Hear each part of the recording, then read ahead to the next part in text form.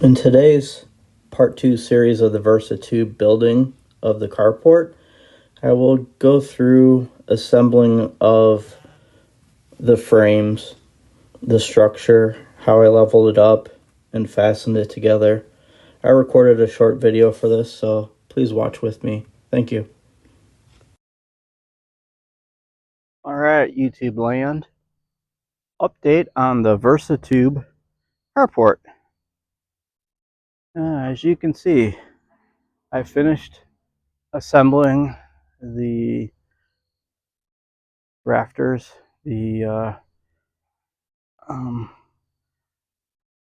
trusses actually, and then we set these on top of the frame, and before cinching them up with these self tappers, there's two on each joint on both sides, but I took some 2x6s and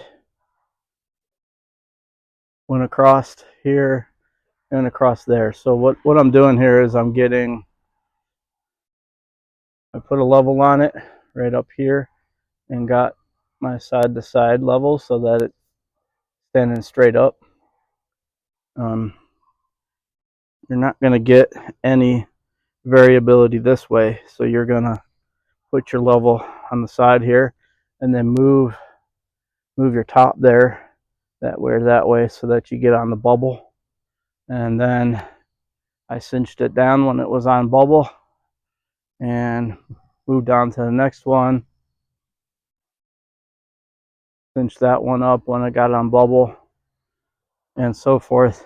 Now these 2x6s weren't long enough, so you see that I had to use two on each side so that I could get them all level. So each side standing straight up and down right now.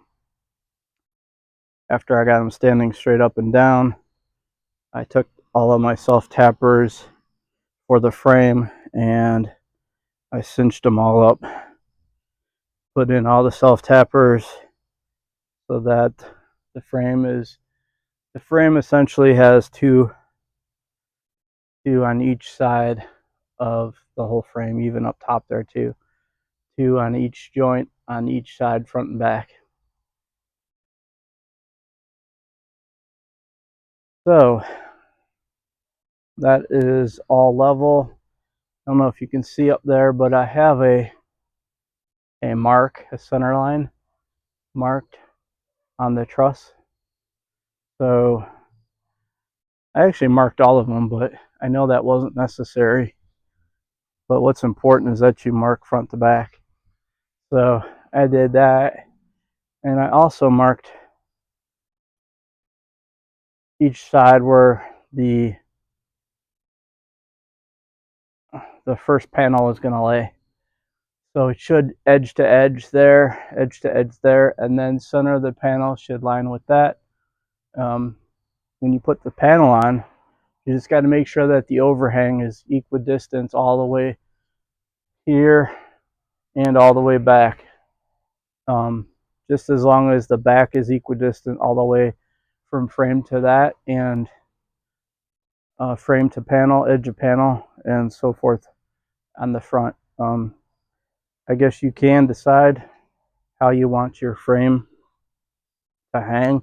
You could have more hanging off the front than the back. That's totally up to you, but the panels are pretty doggone close to the length of the building, so there won't be really much overhang at all on this one. That's my latest update.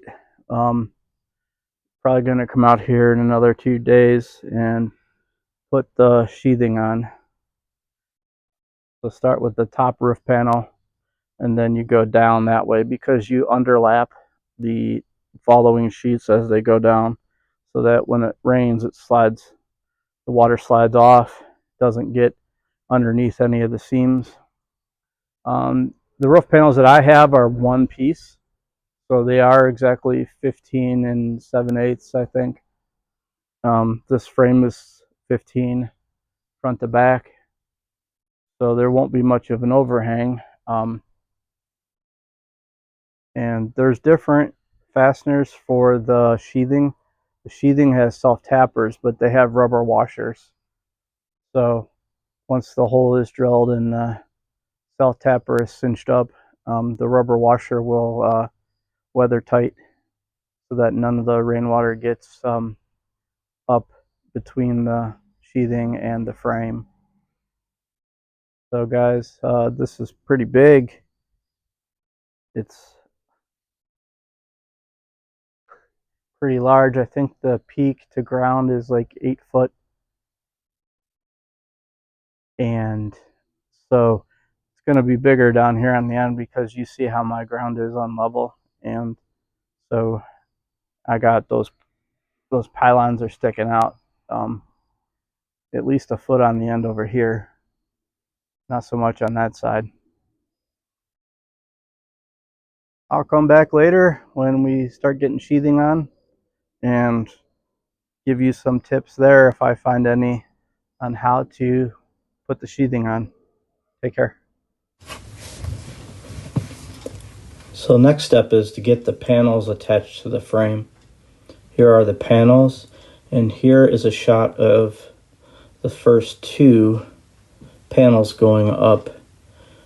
Like I said, there's one starting on the peak, and then you start down each of the sides with your next panel. Each of these panels is about 36 inches wide with some overlap with the previous panel.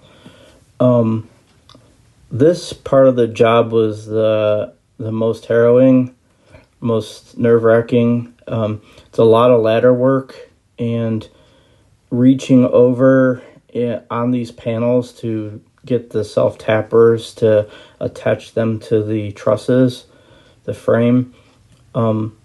We spent most of the day just getting the first 3 to 4 panels on and making sure that they were exactly perfectly square. Stay tuned. Watch the next episode, please. Coming right up.